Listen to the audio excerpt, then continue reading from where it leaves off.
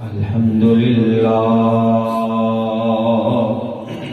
سبحان اللہ الحمد لله رب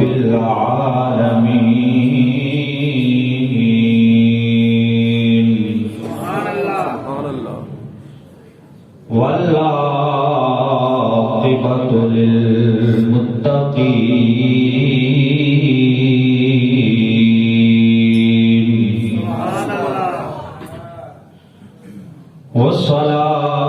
والصلاة والسلام على سيد الأنبياء والمرسلين سبحان اللہ وأصحابه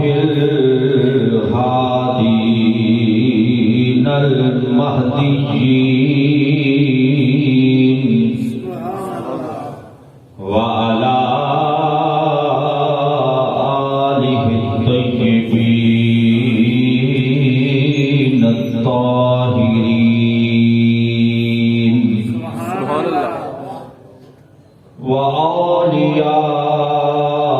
وأولياء ملته وعلماء أمته أجمعين سبحان اللہ أما بعد فأعوذ بالله من الشيطان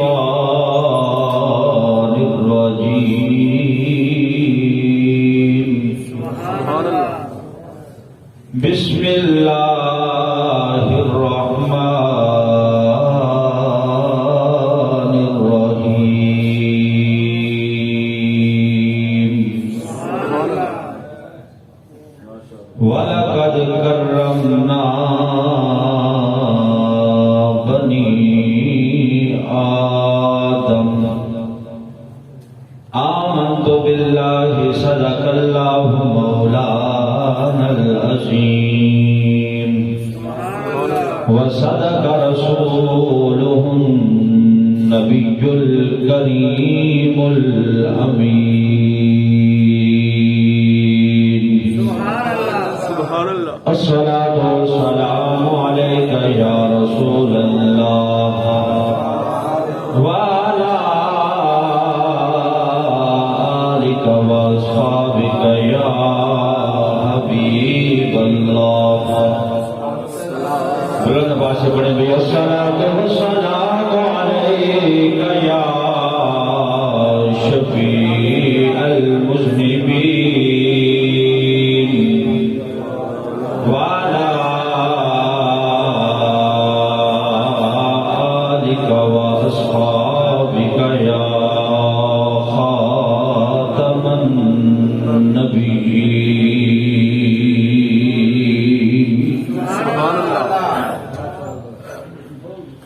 مولاي صل وسلم دائما ابدا على حبيبك خير الخلق كلهم مولاي صل وسلم دائما ابدا على حبيبك خير الخلق كلهم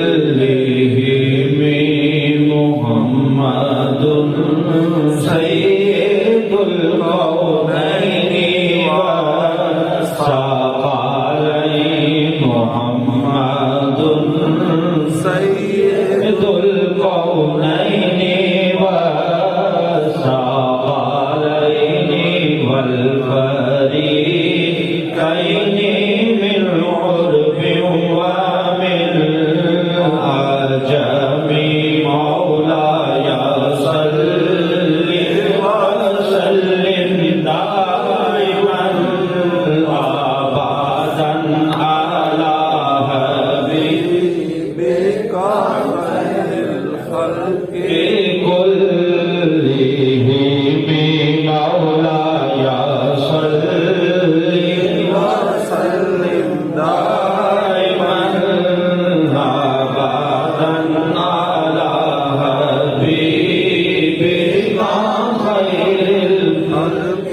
سبحان اللہ محتشم سامعین حضرات،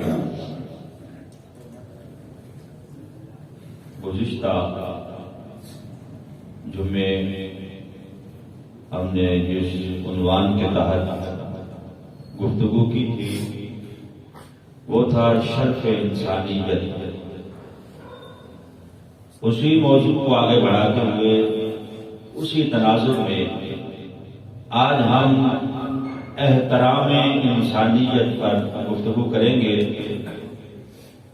اور اس موضوع کا انتخاب کیا گیا ہے مری کے واقعات کے تناظر میں۔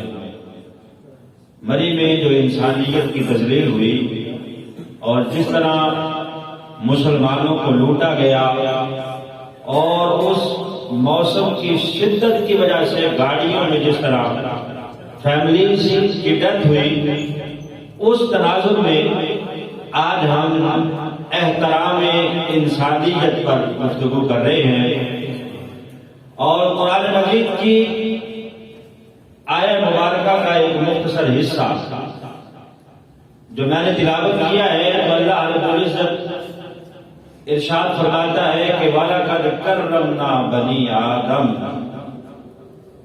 ہم نے آدم کی اولاد کو عزتیں عطا فرمائی ہیں۔ وَلَقَدْ كَرَّمْنَا بَنِي آدَمَ، کہ یہ جو آدم کی اولاد ہے نا، جو انسانیت ہے، ہم نے اسے بڑا شرف عطا کیا ہے، بڑی عزتیں ہم نے اسے عطا کی ہیں۔ وہ عزتیں کیا ہیں کہ سب سے پہلے تو عزت یہ ہے کہ اللہ نے خوبصورت چہرہ عطا فرمایا ہے، خوبصورت شکل اللہ نے اسے عطا فرمائی ہے، خوبصورت اللہ نے اس کو وجود دیا ہے۔ یہ اللہ رب العزت کی طرف سے اس کو عزت عطا کی گئی ہے۔ پھر عزت یہ ہے کہ اللہ رب العزت نے اس انسان کو عقل عطا فرمائی ہے، عقل سے نوازا ہے۔ دوسرے جاندار بھی ہیں، ان کے پاس یہ عقل کی دولت نہیں ہے، عقل سے اللہ نے نوازا ہے، تو اس انسان کو نوازا ہے۔ اسی عقل کی وجہ سے اس نے بہت سی چیزوں کو اپنے تابع کر لیا ہے۔ اسی عقل کی وجہ سے یہ انسان ماڈرن زندگی گزار رہا ہے۔ تو اللہ رب العزت کی طرف سے یہ بھی انسان کے اوپر احسان ہے، اور یہ بھی اللہ رب العزت کی طرف سے عطا کردہ ایک عزت اور احترام ہے کہ اللہ نے انسان کو عقل سے نوازا ہے۔ اور تیسری جو اللہ رب العزت نے انسان کو عزت دی ہے، وہ حساس دل عطا فرمایا۔ یہ حساس دل اللہ رب العزت نے انسان کے جسم میں رکھا ہے۔ یہ حساسیت اللہ نے انسان کو عطا فرمائی ہے کہ یہاں اگر کوئی بچہ رونے لگ جائے، اگرچہ اس بچے کے ساتھ ہمارا رشتہ کوئی نہیں ہوگا، پھر بھی ہر کوئی بےتاب ہو جائے گا کہ یہ بچہ کیوں رو رہا ہے، کیا اس کو مسئلہ ہے۔ یہ ایک حساسیت ہے، حساس دل ہے جو اللہ نے اس انسان کو عطا کیا ہے۔ جانوروں کے پاس یہ نہیں ہے۔ روبوٹ انسان نے بنا لیے ہیں جو صبح شام کام کر رہے ہیں، کام میں لگے ہوئے ہیں۔ اگر ایک روبوٹ ٹوٹ جائے تو دوسرے جو روبوٹ ہیں ان کے اوپر کوئی فرق نہیں پڑتا، وہ اپنے کام میں لگے رہتے ہیں۔ ایک روبوٹ ٹوٹ کے گر گیا تو باقی جو روبوٹ ہیں وہ اس کی دیکھ بھال میں نہیں لگ جاتے، کیونکہ ان کے اندر حساس دل نہیں ہے۔ یہ حساس دل انسان کے پاس ہے کہ فیکٹری میں کرنے والے، کام کرنے والے سینکڑوں ملازم ہیں، اگر ایک کو تکلیف ہوئی ہے، وہ درد کی وجہ سے گر گیا ہے، تو سارے اس کے پاس اکٹھے ہو جائیں گے، اس کے درد کو محسوس کریں گے۔ کوئی اس کے پاؤں دبا رہا ہوگا، کوئی اسے پانی پلا رہا ہوگا، کوئی اسے اٹھا کے بٹھا رہا ہوگا، کیونکہ اللہ نے انسان کو حساس دل عطا کیا ہے۔ تو یہ بھی انسان کو اللہ کی طرف سے ملنے کہ اللہ نے انسان کے سینے میں دل رکھا ہے اور دل کے اندر جذبات رکھے ہیں، دل کے اندر اللہ نے احساسات رکھے ہیں، اور پھر اللہ نے ایک اور عزت جو انسان کو عطا فرمائی وہ یہ کہ اللہ نے انسان کو ناطق بنایا، ناطق بولنے والا، کہ انسان خوبصورت طریقے سے اپنا مافی ضمیر بیان کر سکتا ہے، دوسروں کے سامنے اپنے نظریات رکھ سکتا ہے۔ جانوروں کو بھی اللہ نے زبان تو دی ہے لیکن وہ انسان کی طرح قوت گویائی نہیں رکھتے، اشاروں کنایوں کے ساتھ اپنی بات سمجھاتے ہیں، لیکن یہ شرف اللہ نے دیا ہے تو انسان کو دیا ہے، یہ اللہ نے عزت دی ہے تو انسان کو دی ہے کہ اللہ نے اسے بولنے والی زبان عطا فرمائی ہے۔ سب کو سبحان اللہ۔ تو یہ سارے شرف اور عزتیں اللہ نے انسان کو عطا فرمائی، انسان کو ان سارے شرفوں سے اور عزتوں سے نوازا، اور پھر اللہ نے اسی انسان کو زندگی گزارنے کے سلیقے بھی عطا فرمائے۔ اللہ رب العزت نے بتایا کہ جب تم نے دوسرے انسان کے ساتھ گفتگو کرنی ہے تو کس طرح کرنی ہے، اس کا احترام کس طرح کرنا ہے۔ قرآن کہتا ہے وَلَا تُصَائِرْ خَدَّكَ لِلنَّاسِ، کہ جب ایک انسان دوسرے انسان کے ساتھ مخاطب ہوتا ہے تو اس کا چہرہ پھولا ہوا نہیں ہونا چاہیے، چہرے پہ وٹ نہیں چڑھے ہوئے ہونے چاہیے۔ یہ اگلے بندے کا احترام ہے کہ اس کے ساتھ گفتگو کرنی ہے تو چہرے کے اوپر اپنائیت ہو، یہ نہیں ہے کہ ہر وقت چہرے پہ 12 بنے ہو، کسی سے سلام لے رہا ہے تب بھی منہ پھولا ہوا ہے، کسی سے بات کر رہا ہے تب بھی منہ پھولا ہوا ہے، کبھی ہنس کے بات ہی نہیں کی، نہیں۔ وَلَا تُصَائِرْ خَدَّكَ لِلنَّاسِ، میں اپنے رخساروں کو ہر وقت پھلا کے نہ رکھو، یہ جو رخسار ہے یہ تمہارے خوشی کے ساتھ کھلے ہوئے ہونے چاہیے، جب کوئی ملاقات کرے تو ہنس کے اس کو جواب دینا، اس کے اوپر بھی اللہ صدقے کا ثواب عطا فرماتا ہے۔ اگرچہ کچھ خرچ نہیں کیا بندے نے، مسکرا کے اگلے بندے سے ملا ہے، اس کی خیریت دریافت کی ہے، چہرے کے اوپر خوشی کا اظہار کیا ہے، ظاہر ہے جب خوشی سے اگلے بندے کو ملے گا تو اگلا بندہ مانوس ہوگا، اسے بھی اپنائیت کا احساس ہوگا، وہ سوچے گا کہ یار یہ بندہ مجھ سے محبت کر رہا ہے۔ جب اپنائیت کا احساس ہوگا تو پھر باہمی گفتگو میں اور ایک دوسرے کے ساتھ بات کرنے میں مزہ آئے گا۔ اسی لیے فرمایا گیا کہ خبردار جب بھی گفتگو کرنی ہے تو چہرہ پھولا ہوا نہیں ہونا چاہیے بلکہ خوشی کے ساتھ کھلا ہوا ہونا چاہیے۔ اور دوسرا فرمایا قولوا للناس حسنا، دوسرا اللہ رب العزت نے انسان کو جو بتایا ہے گر دوسرے انسان کے ساتھ مخاطب ہونے کا، یہ اس انسان کا احترام ہے، اس کے احترام کی وجہ سے کیا کرنا ہے، قولوا للناس حسنا، کہ جب بھی بات کرنی ہے اس کے ساتھ اچھی بات کرنی ہے، اچھی بات کرنی، یہ نہیں کہ اکھڑ کے پڑ جائے، یہ نہیں کہ مجلس کے اندر اس کی وٹ لگا دے اور مجلس کے اندر جو ہے اس کی عزت نفس پہ حملہ کر دے، نہیں، میں جب بھی گفتگو کرنی ہے آرام کے ساتھ، پیار کے ساتھ، ہر وقت اپنی چودراہٹ کا نشہ نہ چڑھا ہوا ہو، ہر وقت اپنے آپ کو کچھ سمجھنے کا نشہ انسان کے دماغ کے اوپر سوار نہ ہو، یہ دیکھیں کہ میں گفتگو کہاں کر رہا ہوں اور کس سے کر رہا ہوں، آگے جو مخاطب ہو رہا ہے وہ انسان ہے، اللہ نے اس کا احترام بتایا ہے، اگرچہ اور کوئی اس کے ساتھ تعلق نہیں ہے، رشتہ نہیں ہے، کوئی اور اس کے ساتھ احترام کا رشتہ نہیں، لیکن کم از کم یہ رشتہ تو ہے نا کہ جس کے ساتھ تو مخاطب ہے وہ انسان ہے، لہذا فرمایا للناس حسنا، جب بھی اس سے گفتگو کیا کر اچھی گفتگو کیا کر، گالی گلوچ کے ساتھ اس کے ساتھ خطاب نہ کیا کر، اسے آگے سے کاٹنے کو نہ دوڑا کر، یہ اس انسان کا احترام ہے کہ اس کے ساتھ گفتگو کی جائے تو احسن گفتگو کی جائے، اچھی گفتگو کی جائے۔ اسی چیز کو آگے بڑھاتے ہوئے نبی پاک صلی اللہ علیہ وسلم نے ارشاد فرمایا کہ تخف الناس شرا، لوگوں سے اپنے شر کو دور رکھو، اپنے شر سے لوگوں کو دور رکھو، کہ تمہارے اندر جو شر چھپا ہوا ہے نا، شر جو تمہارے اندر درندگی چھپی ہوئی ہے، اس درندگی سے تمہارے دوسرے جو انسان ہیں، مسلمان ہیں، بھائی ہیں، پڑوسی ہیں، وہ دور ہونے چاہیے، یہ شر ان پر نہیں پہنچنا چاہیے۔ شر کا مطلب ہے کہ تکلیف کسی کو نہ دو، زبان سے ہو کہ ہاتھوں سے ہو۔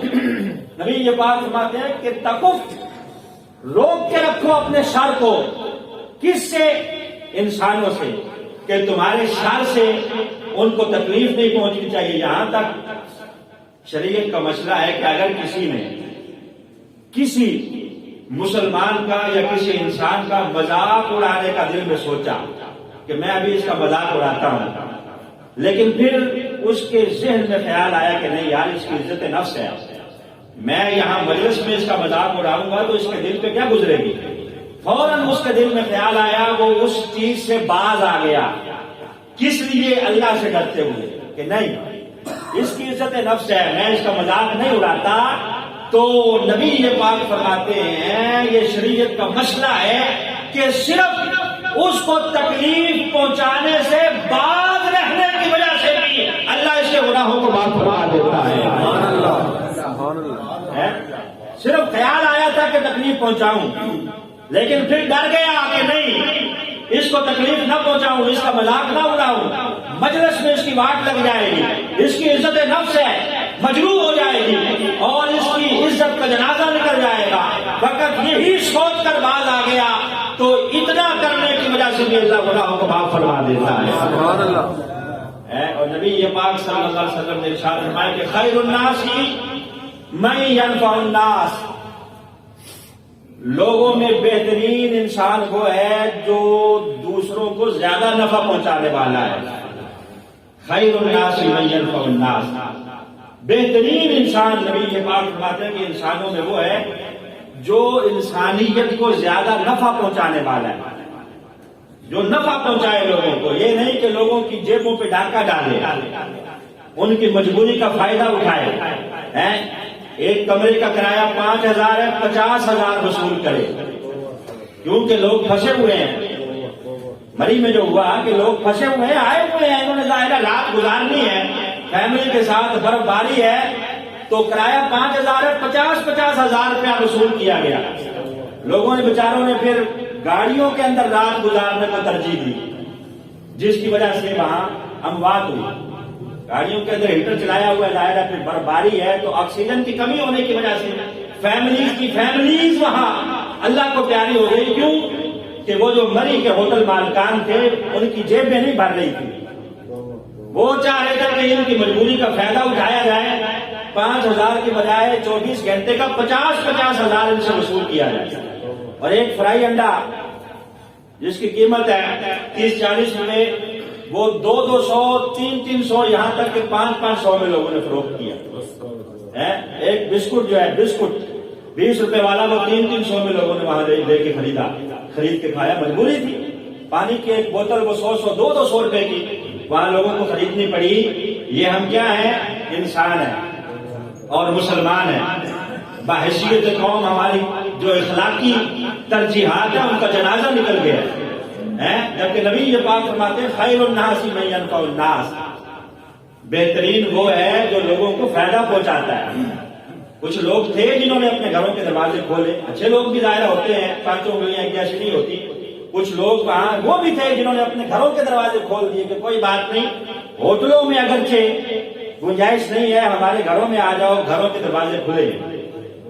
لیکن یہ جو لوگ جانے والے تھے نا، کہ ان کو بھی تھوڑا سا سوچنا چاہیے تھا کہ یہاں سردی برداشت نہیں ہو رہی، مسجد میں نہیں آئیں گے سردی کی وجہ سے، اور وہاں ہزاروں گاڑیاں، چند 100 گاڑیوں کی وہاں گنجائش ہے پارکنگ کی، 40 سے 50,000 گاڑیاں مری میں داخل ہو گئی، اور پھر ہم کہتے ہیں کہ مہنگائی بڑی ہے، پیسہ نہیں ہے۔ تو یہ پیسہ تھا ہی تھا تو لوگ خرچ کرنے وہاں گئے ہیں نا، پھر کہتے ہیں مر گئے، بہت مہنگائی ہے، پیسہ نہیں ہے، تو اتنی ہزاروں گاڑیاں وہاں مری میں داخل ہوئی، کس لیے؟ برف باری دیکھنے کے لیے۔ سردی کی شدت یہاں برداشت نہیں ہو رہی، اور وہاں لوگ اتنا جم غفیر جو ہے لوگوں نے جا کے وہاں لگایا، تو لوگوں کو بھی کچھ سوچنا چاہیے تھا۔ کوئی فقیر اگر کوئی محلے میں غریب ہے وہ مانگ لے گا تو ساتھ ہی موت پڑ جائے گی، نہیں نہیں کچھ نہیں ہے، اور وہاں جا کے ہزاروں روپے لٹانے کے لیے ہیں، اور پھر یہ جو اموات ہوئی، یہ جو لوگ مرے ہیں، ظاہر ہے اگر نہ جاتے تو اللہ پاک انہیں محفوظ فرماتا، لیکن ان کی ظاہر ہے وہاں لکھی ہوئی تھی، لیکن اللہ رب العزت نے عقل بھی دی ہے، اللہ نے شعور بھی دیا ہے، عقل جو انسان کو دی ہے اس کو استعمال کرنے کے لیے دی ہے۔ بہرحال اللہ ایسی آفات سے ہم سب کو محفوظ فرمائے۔ جو وہاں لوگوں کا کردار تھا بحیثیت قوم ہم سب کا یہی کردار ہے، لیکن فرق یہ ہے کہ یہاں برف نہیں پڑتی، اگر یہاں پڑ جائے تو ہمارا بھی یہی کردار ہوگا۔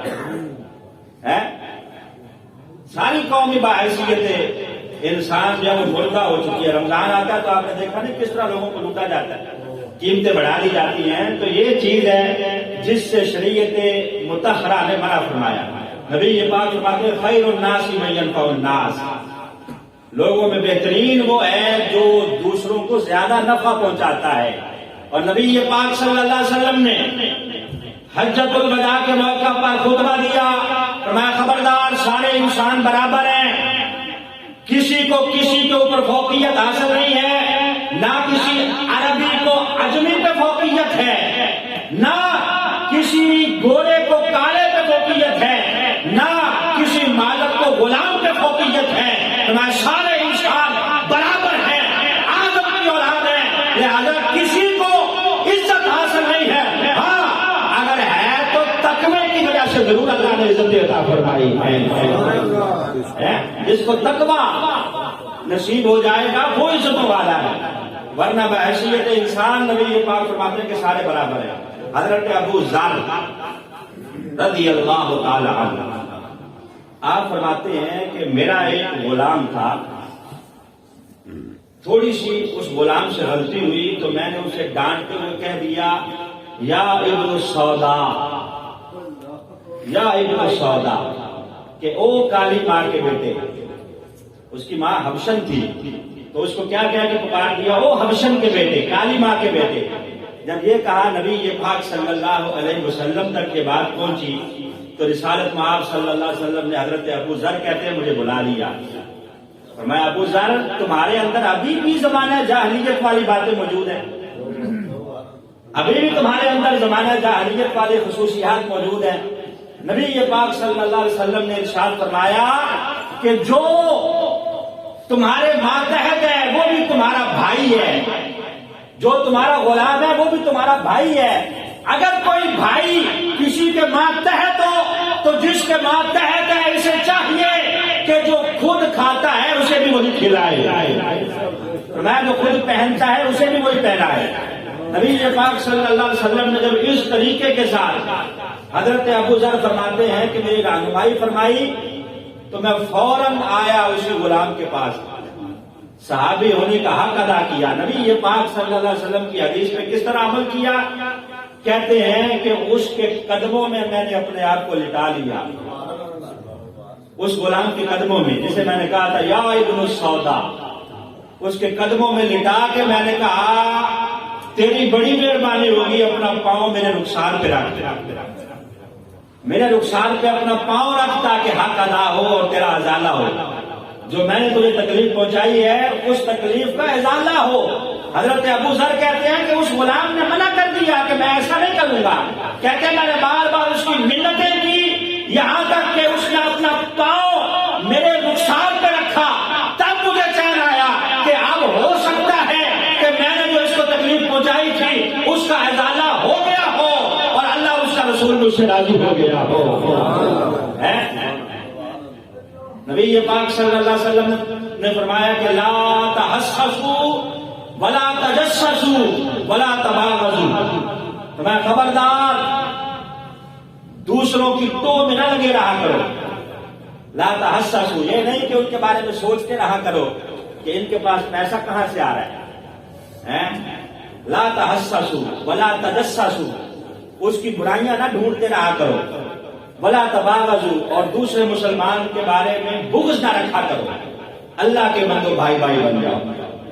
نبی پاک صلی اللہ علیہ وسلم نے 3 چیزیں فرمائی کہ خبردار کسی کی ٹو میں نہ لگے رہو، اس کے بارے میں سوچتے نہ رہو، باقی تو باقی لوگ تو مولوی صاحب کی ٹو میں لگے رہتے ہیں کہ یہ مولوی صاحب کے پاس پیسہ کہاں سے آ رہا ہے، مولوی صاحب نے اب 70 سے 125 لے لیا، دیکھیں تو اسے پیسہ کہاں سے آ رہا ہے؟ مولوی صاحب کو تو اللہ نے دیا، مولوی صاحب گاڑی بھی لیں گے، اللہ نے دیا، اللہ آپ کو بھی دے، تو تجسس نہیں کرنا، بلکہ اللہ کی بارگاہ میں دعا کرنی ہے کہ یا اللہ مجھے بھی عطا فرما، مجھے بھی عطا فرما.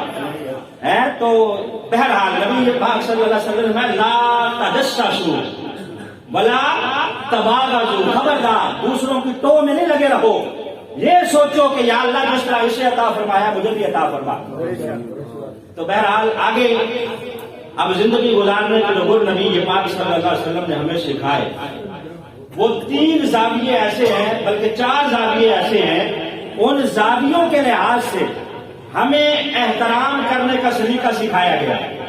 سب سے پہلے نمبر پر تو جو ہمارے خونی رشتہ دار ہیں، خونی رشتہ دار، ان کے احترام کا اللہ نے حکم دیا ہے، ان کے احترام کرنے کا حکم دیا ہے. خونی رشتہ داروں میں سب سے پہلے ابا جان اور اماں جان ہے، ان کے احترام کا حکم دیا.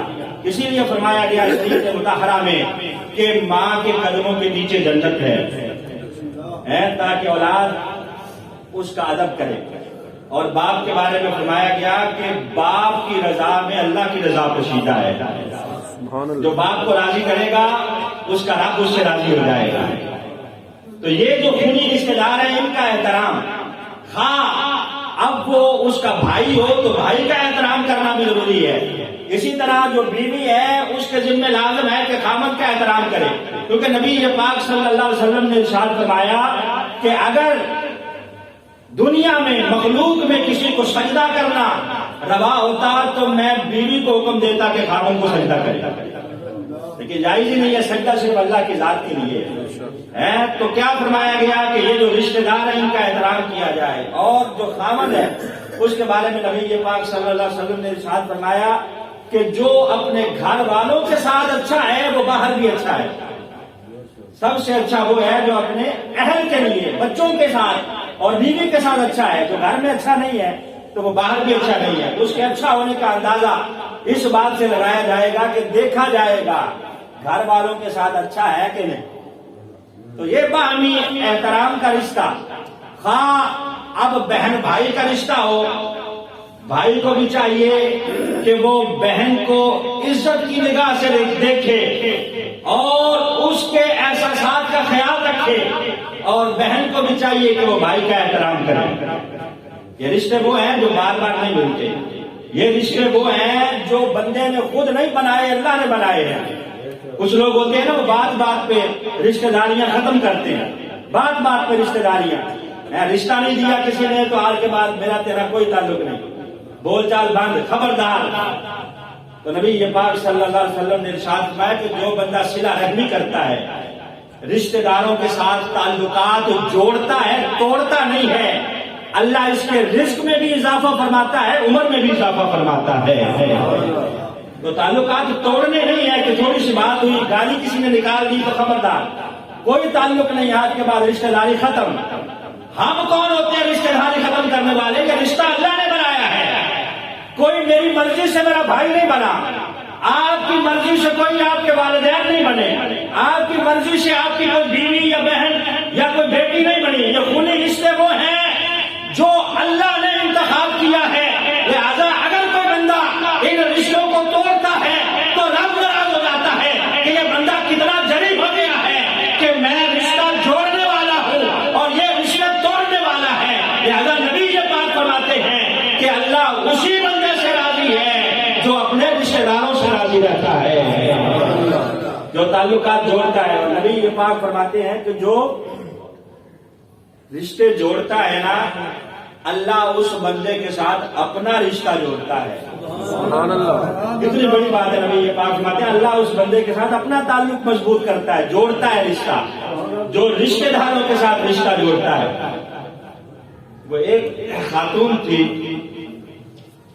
بادشاہ وقت نے اس خاتون کے خامد کو بھی قید کر لیا، اس کے بھائی کو بھی اور اس کے بیٹے کو بھی. اب یہ خاتون روتی ہوئی چلاتی ہوئی بادشاہ کے پاس آئی کہ میرے 3 ہی رشتے ہیں، ان تینوں کو تم نے قید کر لیا ہے اور سزائے موت کا حکم دے دیا ہے، میں کس کے سہارے پہ زندہ رہوں گا؟ اب بار بار جو اس نے منت سماجت کی تو بادشاہ کہنے لگا کہ ٹھیک ہے بی بی، ایک رشتہ میں تجھے اجازت دیتا ہوں، اس کو تو بچا لے جس کو بچانا چاہے، خواہ تو اپنے بھائی کو بچا لے یا اپنے بیٹے کو بچا لے یا اپنے خاوند کو بچا لے۔ اب سوچنے کے بعد وہ خاتون کہنے لگی کہ بادشاہ سلامت، میں اپنے بھائی کو بچاؤں گی، بھائی کو۔ بادشاہ کہنے لگا کیوں؟ کہا اگر خاوند چلا جائے گا تو اللہ رب العزت دوبارہ مجھے نیا خاوند عطا کر دے گا، نکاح کر لوں گی، نیا خاوند ہوگا تو اس سے اللہ بیٹا بھی عطا کر دے گا، بیٹے کی نعمت بھی اللہ دوبارہ عطا کر دے گا۔ لیکن یہ جو بھائی ہے نا، میرے ماں باپ اب دنیا میں نہیں ہیں، نہ میرے ماں باپ ہیں نہ نیا بھائی آئے گا، لہذا میں التجا کرتی ہوں کہ میرے بھائی کو زندہ رہنے دیا جائے۔ تو بادشاہ وقت خوش ہوا اور اس نے تینوں کو معاف کر دیا، تینوں کو آزاد کر دیا۔ تو یہ جو رشتے ہیں یہ اللہ نے بنائے، یہ رشتے داریاں وہ ہیں کہ یہ اللہ نے بنائی ہیں، اور ان رشتوں کا احترام کرنے کا شریعت مطہرہ نے حکم دیا ہے۔ یہ ایک زاویہ ہے احترام کا۔ دوسرا زاویہ ہے اپنے پڑوسیوں کے احترام کا، پڑوسیوں کے احترام کا۔ نبی یہ بات فرماتے ہیں کہ جو بندہ اپنے پڑوسیوں کے کا احترام کرتا ہے وہ صحیح معنی میں مومن ہے۔ نبی یہ بات نے 3 مرتبہ ارشاد فرمایا، واللہ لا یؤمن، واللہ لا یؤمن، واللہ لا یؤمن۔ صحابہ نے پوچھا حضور کون مومن نہیں ہے، کس کے بارے میں آپ فرما رہے ہیں؟ میں وہ مومن نہیں ہے جس کی اذیت سے اس کا ہمسایہ محفوظ نہیں ہے۔ اگر اس کا ہمسایہ اس کی اذیت سے محفوظ نہیں ہے تو میں وہ مومن ہے ہی نہیں۔ مومن گویا وہی ہے، نبی یہ بات فرماتے ہیں کہ جس کے ہاتھ سے اور دیگر اس کے معاملات سے اس کا ہمسایہ محفوظ ہو۔ اب شریعت کہتی ہے کہ 40 گھر ایک طرف، 40 گھر دوسری، اور 40 گھر تیسری، اور 40 گھر چوتھی طرف، یہ اس کا ہمسایہ ہے، یہ اس کا محلہ ہے، ان کے ساتھ اچھا سلوک کیا جائے۔ نبی یہ بات فرماتے ہیں کہ ہمسایوں کے بارے میں اتنی دفعہ جبریل میرے پاس تشریف لائے کہ مجھے گمان ہونے لگا کہ کہیں ہمسایوں کو وراثت میں حصے دار نہ بنا دیا جائے۔ اتنی بار جبریل آئے اور آ کے ہمسایوں کے حقوق مجھے بتائے کہ مجھے گمان ہونے لگا کہ کہیں ایسا نہ ہو کہ ہمسایوں کو وراثت میں حصہ دار بنا دیا جائے۔ تو اتنا حق ہے، یہی وجہ ہے کہ ہمارے جو اکابرین تھے، جو بڑے تھے، وہ اس طرح زندگی گزارتے تھے کہ ان کے اچھے ہونے کی وجہ سے مکانوں کے ریٹ بڑھ جاتے تھے۔ امام احمد بن حنبل ہیں، ان کا پڑوسی ہے تو یہودی، لیکن گھر بیچنا چاہتا ہے، اعلان کر دیا کہ گھر بیچوں گا۔ ہے کوئی خریدار آ گیا، گاہک آ گیا، کہا کتنے پیسے کا؟ 2000 دینار لوں گا۔ بھائی اس محلے میں تو 1000 دینار کے اس قسم کے مکان مل جاتے ہیں، تم 2000 کیوں مانگ رہے ہو؟ کہا 1000 مکان کا ہے اور 1000 امام احمد بن حنبل کے پڑوسی ہونے کا ہے۔ صرف مکان ہی دے کے جا رہا، میں تمہیں اچھا پڑوسی بھی دے کے جا رہا ہوں۔ 1000 میرے مکان کی قیمت ہے اور 1000 میرے اچھے ہمسائے کی قیمت ہے۔ امام احمد بن حنبل جیسا پڑوسی تمہیں کہاں ملے گا؟ لہٰذا 1000 درہم اچھے پڑوس کے لے رہا ہو اور 1000 میں اپنے مکان کی قیمت لے رہا ہوں۔ تو ہمسایوں کا جو حق ہے، جو حقوق ہیں، ان کا جو احترام ہے، یہ بھی مسلمان کے ذمہ لازم ہے۔ نبی یہ پاک صلی اللہ علیہ وسلم ارشاد فرماتے ہیں کہ ایک ہمسایہ وہ ہے جس کے 3 حق ہوتے ہیں، ایک وہ ہے جس کے 2 حق ہوتے ہیں، ایک وہ ہے جس کا 1 حق ہوتا ہے۔ صحابہ نے پوچھا حضور 3 حق والا کون سا ہمسایہ ہے؟ فرمایا وہ ہمسایہ جو رشتہ دار بھی ہے، مسلمان بھی ہے اور ہمسایہ بھی ہے۔ اس کے 3 حق ہیں، ایک رشتہ دار ہونے کا حق، دوسرا مسلمان ہونے کا حق، اور تیسرا ہمسایہ ہونے کا حق۔ پوچھا گیا کہ حضور 2 حق کس کے؟ فرمایا اس کے کہ جو رشتہ دار تو نہیں، مسلمان بھی ہے اور ہمسایہ بھی ہے، 2 حق اس کے ہیں۔ اور کہا 1 حق کس کا؟ کہا جو صرف ہمسایہ ہے لیکن مسلمان نہیں ہے، ہمسایہ ہونے کا حق اس کا بھی ہے، اس کے ساتھ بھی اچھا سلوک کیا جائے۔ خواہ وہ کسی اور مذہب سے تعلق بھی نہیں رکھتا، میں اس کا بھی ایک حق ہے تمہارے دل میں کہ وہ تمہارے ہمسائیگی میں آتا ہے، لہذا اس کا احترام کرنا بھی ضروری ہے تو یہ ہمسائے کا حق اور اس کا احترام۔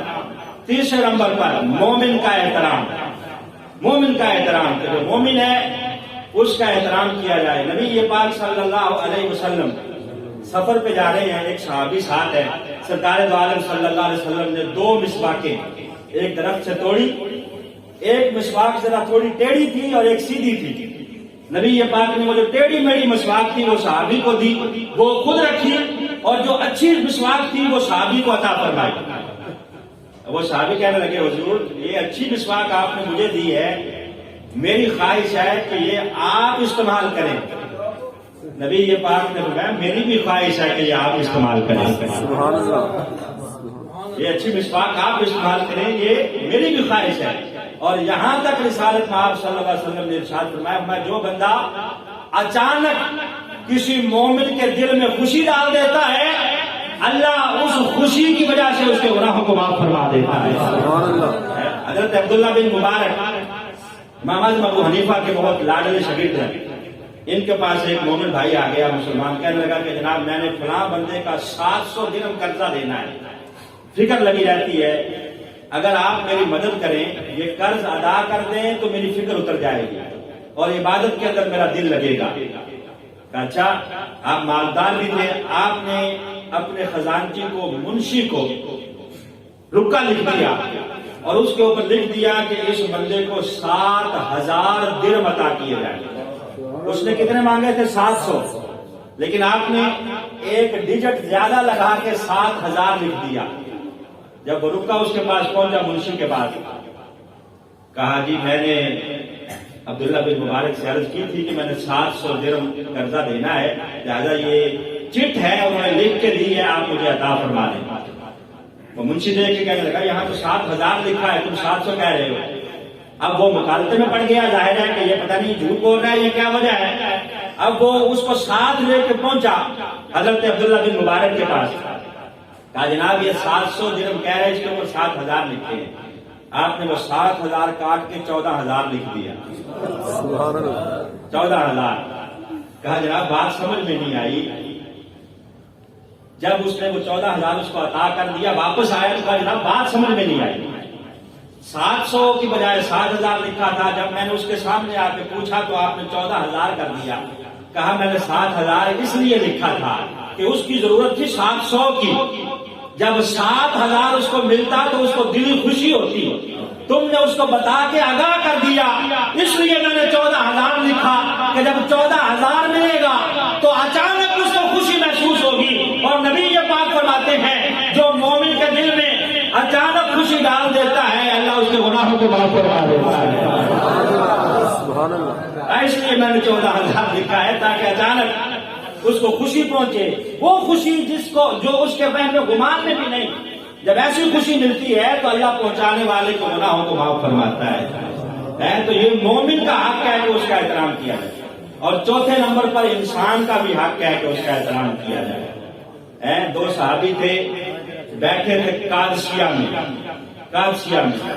پاس سے ایک جنازہ گزرا تو دونوں اٹھ کے کھڑے ہو گئے، دونوں صحابی اٹھ کے کھڑے ہو گئے۔ حضرت قیس ایک کا نام تھا اور ایک تھے حضرت سلمان غالباً، دونوں اٹھ کے جو کھڑے ہوئے تو پاس جو بندہ کھڑا تھا اس نے کہا جناب یہ جو جنازہ گزرا ہے یہ تو غیر مسلم کا ہے، آپ خام خواہ اٹھ کے کھڑے ہو گئے۔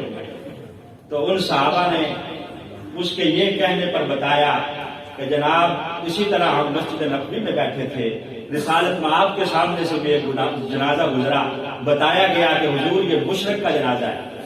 سرکار اٹھ کے کھڑے ہو گئے اس کے احترام میں، لیکن بتایا گیا کہ یہ مشرک کا جنازہ ہے۔ تو نبی یہ پاک نے فرمایا ہے تو انسان ہی نا، بے شک مشرک ہے، انسان تو ہے نا، انسانیت کے لحاظ سے تو اس کا احترام بنتا ہے، اس کی عزت بنتی ہے۔ تو نبی یہ پاک صلی اللہ علیہ وسلم نے تو یہاں تک انسان کا احترام کرنے کا حکم ارشاد فرمایا۔ آدم طائی کی بیٹی نبی یہ پاک صلی اللہ علیہ وسلم کے پاس قیدن بن کے آ گئی، جنگی قیدی ہیں، ان میں حاتم طائی کی بیٹی بھی ہے۔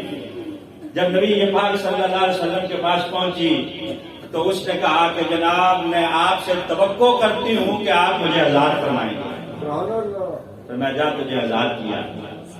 کہا جناب اکیلی جاؤں گی تو یہ میرے رشتہ دار جو ساتھ آئے ہوئے یہ کیا کہیں گے کہ خود چلی گئی اور ہمیں یہیں چھوڑ گئی. میرا باپ بڑا سخی تھا، لہٰذا میں سخی باپ کی بیٹی ہوں. میں کہتی ہوں کہ جس طرح مجھے چھوڑا ہے میرے ساتھیوں کو بھی چھوڑ دے. اب نبی یہ پاک صلی اللہ علیہ وسلم جا، تجھے بھی چھوڑا جاتا ہے، تیرے ساتھیوں کو بھی چھوڑا جاتا ہے. رسالت مآب صلی اللہ علیہ وسلم نے اس کے لیے سواری کا اہتمام کروایا. اس کے سر پہ دوپٹہ نہیں تھا، سرکار نے اپنی چادر اتار کے اس کے سر پہ اڑا دی. سبحان اللہ سبحان اللہ. صحابہ نے کہا حضور یہ کافر کی بیٹی ہے، آپ کی چادر بڑی عزت والی ہے، احترام والی ہے، کافر کی بیٹی کے اوپر آپ نے چادر پہنا دی ہے. نبی یہ پاک صلی اللہ علیہ وسلم نے ارشاد فرمایا بیٹی بیٹی ہوتی ہے، کافر کی ہو یا مسلمان کی ہو. نبی یہ پاک صلی اللہ علیہ وسلم نے بیٹی تو ہے نا، کافر کی ہو یا مسلمان کی ہو کوئی بات نہیں، اس کی عزت کرنا، اس کا سارا ڈھانپنا یہ ہمارا فریضہ ہے. وہی حاتم طائی کی بیٹی جب واپس کو لوٹتی ہے، عدی بن حاتم جو اس کا بھائی ہے جو نبی پاک سے چھپا ہوا تھا اپنے علاقے میں، وہ جب واپس پہنچی بھائی گھر آیا، اس نے پوچھا کہ بتا مسلمانوں کے نبی نے تیرے ساتھ کیا سلوک کیا. وہ حاتم طائی کی بیٹی کہنے لگی کہ میرے ساتھ تو بڑا اچھا سلوک ہوا ہے، میں تجھے مشورہ دیتی ہوں اس امام الانبیاء سے چھپنے کی ضرورت نہیں ہے، جا اس کے قدموں میں چلا جا، کلمہ پڑھ کے مسلمان ہو جا.